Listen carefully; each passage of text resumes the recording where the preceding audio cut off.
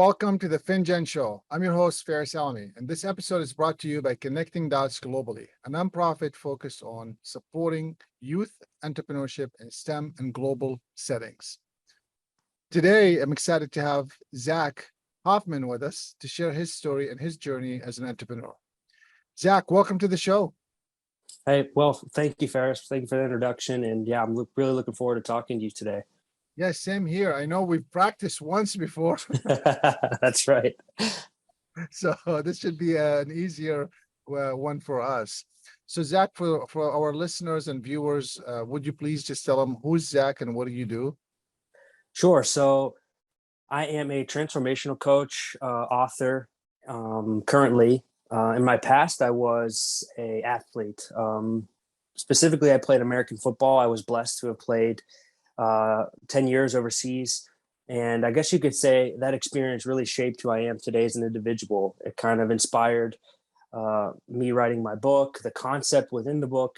And it also kind of opened my mind to the world of intercultural competence and leadership and how they both tie together and how important it is to understand culture and take it seriously. And so for me, I guess you could say I've definitely been shaped by my experiences, and I'm definitely thankful for my time abroad in those scenarios. Well, thank you so much. Yeah, I mean, you have a very interesting actually background, and I'd like to dig a little bit deep into that if you don't mind. So this life transformation coach is specifically, it sounds like you're focused on athletes, right? That was initially your focus. I'm sure you do it for lots of other people. Walk me through that. Why would you leave such a from an outsider looking in, such a fancy world to get into, to be such a football player and dabble into this entrepreneurship, maybe crazy world that maybe ups and downs more than a football player? I don't know. I'm just asking. Yeah, absolutely. And I think this is something a lot of athletes struggle with, especially when their career comes to a sudden end, whether that be via injury or, via not having the same skills as they once did when they were younger. And a lot of mistakes that athletes make, and I've realized and I've made myself, is not really having a plan B and kind of finding your identity solely in your ability to perform a sport and perform, a skill on the field. And I kind of realized that, wow, how much power it could be to take a proactive approach to your post-career endeavors and really unlocking your true potential outside of athletics, rather than taking a reactive approach and just kind of saying, all right, well, I'm invested in, being an athlete right now. When that's over, I'll kind of figure it out. Unfortunately, one can waste a lot of time, just like myself. And so what I try to do is take these athletes through the journey that I went through. However, the mistakes that I made along the way, how do they correct those in order to kind of skip steps to reach their potential maybe quicker than they would have if they would have taken that reactive approach? And like you said, I work specifically, well, not specifically, but mostly with athletes because I can relate to them. I've been in the trenches. I understand how they're feeling, what they've done. And talking about entrepreneurship, I think athletes, how they're raised in their sport, they have a lot of skills that can transfer over to being a successful entrepreneur. However, the trick is kind of reshaping those skills that you've learned in sports and making them transfer effectively into the business world. Because unfortunately, a lot of athletes think, well, I'm a hard worker. I go to the gym, I work out. That's working hard. While yes, that is working hard, but it's only one variant of hard work. And for athletics, yes, that's productive. But when you move into the real world, that has to be just a part of your life, not your sole focus. So how do you kind of take that hard work and refocus it into something more productive and effective in terms of becoming an entrepreneur, becoming an author, whatever endeavor you have in mind? How do we use those skills that we already have and enhance them to reach our ultimate legacy and impact? So when did that moment came to you, Zach? When did you feel like, okay, it's time for me to move on to do XYZ? Yes, I think, it's funny because I probably knew the moment even 2 years before I stopped playing. I knew that, my heart really wasn't in playing anymore. I was tired of getting hit. I was tired of the injury. I was just, it wasn't something that was fulfilling anymore. And so I kind of knew, but I guess you could say I was maybe afraid of discomfort at that point in time. And it's funny because my whole journey to Europe stemmed from embracing discomfort. And so I guess you could say I kind of lost my way a little bit and lost, my morals and who I was. But when I made that decision, I can honestly say I wasn't ready to make that decision because I didn't really have a plan. But I just knew that if I didn't stop, I would continue this cycle of, always resorting back to my comfort zone, resorting back to the playing field, resorting back to what people said I was good at. And I knew that it wasn't a sustainable life. I wasn't playing in the NFL. We weren't getting paid millions of dollars like these guys do in the US. And I had to be responsible about my decision. And I guess it just came a point where I was responsible to make the decision to stop playing. But, and like I said before, what I try to help my clients with is help them realize that take a proactive approach and don't let sports identify you. Just let it be a part of you. And if you can kind of understand that, I think it will open your eyes to post-career endeavors and other options off the field. And you won't have to end up like me in a lot of ways who, I went through a 2 to 3 year process of just kind of rediscovering myself, reshaping my mindset. What do I want in life? What do I want to get out of life? Realizing how much I was short-sighting myself before by identifying solely with athletics. And I feel like it's a dangerous trap that a lot of athletes, especially American football players in Europe, can get themselves into. So I'm hoping that, I can kind of be a voice for that and kind of bring light to the potential and the realities of our careers over there. Yeah, well, clearly, I mean, what you said, there's so many nuggets that we could take and unfold and learn from. And, I want to dig into a couple of those if you don't mind. What I'd Sure. like to take a short break right now and come back in few, just after this, this short break. So let's take a break. I'll be right back.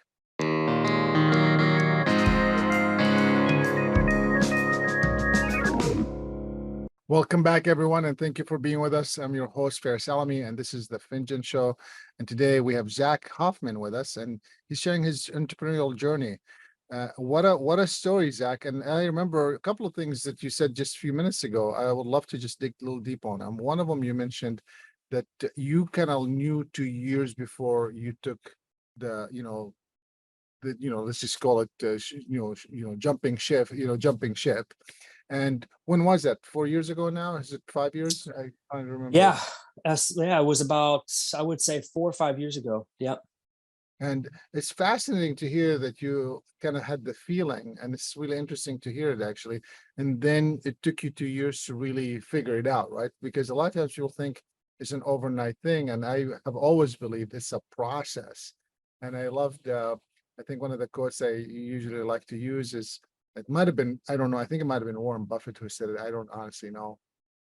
I said, you can't get 9 women pregnant and get a baby in 1 month. Because it takes 9 months to get one. Thank God that's the case too. That's true. So, there's a process, right? And whether we like it or not, sometimes it's painful process, right? Sometimes it's easy process. In my experience in the entrepreneurial journey, usually is a very painful process. Occasionally, some people get lucky, but most of us just struggle, and we continue to struggle. It's ups and downs. So thank you for sharing that, because I think a lot of times people think that you just woke up one day and you're like, I could do X, Y, Z. So I appreciate you being honest and open about the journey that you've taken. And I hope that others could see your transparency. My question to you, as you went through this journey, and there's just so many nuggets, I don't know if we'll have enough time for them all today. You probably had your ups and downs, and you probably had some ups and downs, the same moments, I'm assuming. What would be maybe one of your down moments where you felt, what did I just do? I need to go back to playing football, or I need to do whatever XYZ. Just one of them where you felt the world is ending, and what are you going to do now? Yeah, absolutely. I remember actually my last game that I played in, I had a concussion, and I, had headaches constantly, couldn't really think straight, couldn't really concentrate. And so I didn't really know at that point, especially dealing with that concussion and that process, and not having football, not having my comfort with me. That was a situation that scared me, honestly. And the first thing I thought of in that moment, I can remember very specifically, I was laying in my bed because I had such a headache. All the lights were off because I was so light sensitive. And I was just laying in bed and said, wow, I can't wait till, 2 or 3 months go by and I could start preparing for next season. And that was me kind of saying to myself, my mind, kind of my unconscious mind saying, just resort back to your comfort. That's where you belong. And I had to really catch myself within that moment, because it was something that could have really been a trap for me, because it would have been so easy to just jump right back in and, go live life year to year, play the sport that, I've done my whole life. But it was really a low moment, but it was also a positive moment, because if it was low because I felt like, wow, I can't go back. I made this decision. I can't go back. What do I do now? But at the same time, from that moment stemmed this kind of new, or was the start of this new Zach. And I guess that's, a lot of us has to realize sometimes when we hit rock bottom, we have two options. We can either resort back to our comfort, or we can catch ourselves and realize that, hey, resorting back to that comfort has been the root of our problems. So how do we eventually have to come to a point where we're willing to face those issues. And that involves adversity, that involves uncomfort, that involves dealing with things that, give us nausea even sometimes, but it's necessary for growth. And I knew that point, despite it being a very low moment and a very kind of hopeless moment, it was also a big realization that this is the step that is necessary in order to reach your full potential. Wow, thank you so much for sharing that. And I'm sure in your entrepreneurial journey now, as you started this business 5 years ago or so, you've had also some of the moments where you felt you're touching the sky, and you got your books published. And I remember sharing the struggle with the book, with the laptop, and everything else in between. Maybe you could just help us understand this high moments of, like, maybe you could share one of those high moments where you felt you made it. Yeah. Well, I don't think I ever felt like I've made it. And I don't think I ever will. I always think that you always have to be growing, and you have to always be an open book. I was definitely proud of that moment when my book was published. But, once that was finished, it was okay. Now, how do you market this? How do you get people to maybe want to read it? And for me, that was honestly not the reason I wrote the book. I wrote it because it was kind of therapy for myself, telling my story. And my thoughts were, hey, if someone would like to hear my story and read it and gets inspired by it, then it's worth it, even if that's one person. But I would say, in terms of recently, a high moment for me was the realization that, how important that family actually is. And I think being overseas for as long as I have, I took for granted of how important family is. And I think coming back to the States recently, having times with my nieces who are, 3 and 4 years old, that was a high moment for me, because I realized, wow, what if I would have missed out on this time? I would never get it back. And I'm so thankful that, I've just learned to appreciate the little things, and things such as being with your family, spending time with your kids or your nieces or whoever that may be. For me, I've kind of learned to embrace that as a high moment, because for 10 years, I didn't really have those experiences. So I've learned to really appreciate those. Wow, thank you so much. I mean, and I appreciate you saying that, actually, because I always have believed you should define success. Don't let others define it for you. And success for someone may mean $1 million, but success for someone else may mean 40 hours on the beach somewhere with the family. That's right. It just, you define it. Don't let others tell you what it is or how it is or what it should look like for you. And you mentioned that actually for a couple of times before. I loved it when you said, don't let your fans or people determine who you are just because of the sports that you play in. Make it part of your life. I thought that was beautifully said by you, and how you positioned it. I think that's a very powerful message for others to hear. And I appreciate you helping us know what touching the sky means to you. It sounds like you just keep touching, right? Just keep going. That's right. We're always reaching. Who knows if we'll ever get there, but that's part of the beauty of it, the journey, right? Yeah, absolutely. And I think that's what we should be celebrating, the journey. One of the things I ask Zach, a lot of individuals, and I know it's hard, because the question is, what would you tell your young self 5 years ago? Something that you know now that you wish you would have known then, knowing that you probably would have never listened to it, or you probably never even understood it then. But what would that be if you were to be able to tell someone today who's listening to this or watching this on YouTube or any other channel? what would you tell that young person who's thinking, I don't want to be uncomfortable. I don't want to jump ship. I don't want to start a business. I don't want to take this entrepreneurial journey. I don't want to be thinking like an entrepreneur. What would you tell that one young you back then? Well, I would say, and like you said, I probably wouldn't have listened at this time, but I definitely would have told myself to find your identity in your whole self, not one specific part of yourself, which for me was sports and athletics. I defined a lot of my worth from my ability to perform on the field. And what I would tell myself now is, at the end of the day, people aren't going to remember all the stats and how you performed on the field. And if they do remember that, they're not remembering you for the right reasons. So focus on impact and focus on reaching your full potential in all aspects, not just, one specific realm. And I believe that's what entrepreneurship is too. We have ideas and we want to bring those ideas to life. And often our ideas span well beyond our, specific field.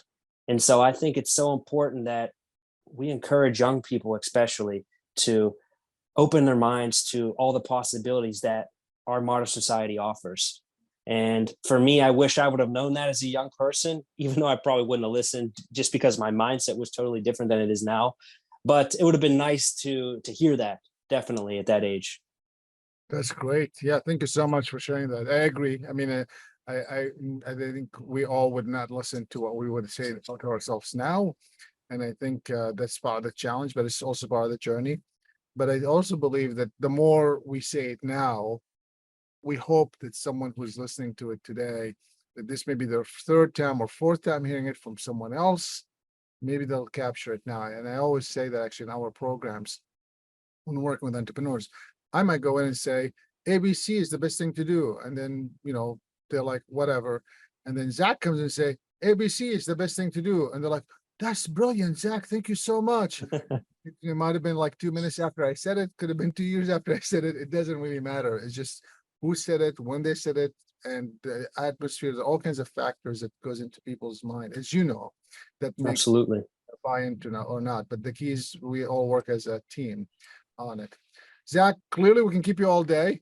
But I'm sure you have a few more things to do today. And I want to just say thank you so much for taking the time to be with us and sharing your insights and opening up about your entrepreneurial journey. As you know, our goal here is to really bust some of these myths about entrepreneurship and what people think it is, and having people like you who've really been transparent about, you took a plunge and moved forward with your idea, and here you are 5 years later, continuing your journey is really what we want to showcase. And I appreciate you making the time.